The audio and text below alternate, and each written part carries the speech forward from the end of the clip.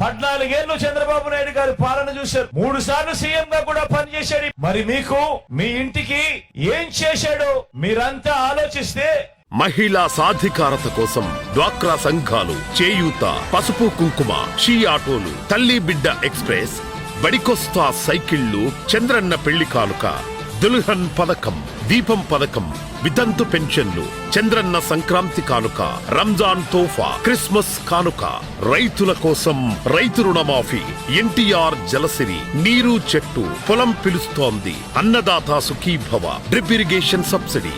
విభజన తర్వాత ఆంధ్రప్రదేశ్ లో యువత కోసం 38,000కు పైగా ఐటీ ఉద్యోగాలు. ఐటీ హబ్ గా విశాఖ, అనంతపురం జిల్లాల్లో కియా, చిత్తూరులో ఎలక్ట్రానిక్ పరిశ్రమలు, కర్నూలులో సౌర విద్యుత్ పరిశ్రమలు, విశాఖలో ఫార్మస్యూటికల్ పరిశ్రమలు, అంబేద్కర్ విదేశీ విద్యానిధి, బీసీ స్టడీ సర్కిల్స్, నెలకు 2,000 నిరుద్యోగ భృతి, fee reimbursement, Gnanabhoomi portal, VIT, SRM, అమృత విశ్వవిద్యాలయాలు, డిఎస్సి ద్వారా 17.6 ఉద్యోగాలు, పోలీస్ రిక్రూట్మెంట్లు, స్వయం ఉపాధి రుణాలు, యువతకు ఇన్నోవా కార్లు, పట్టిసీమ ఎత్తిపోతల, ఫీడర్ అంబులెన్సులు, పోలవరం 70% పూర్తి, గోదావరి కృష్ణా జలాల అనుసంధానం, ఎన్టీఆర్ గృహాలు, ఇంకా మరెన్నో.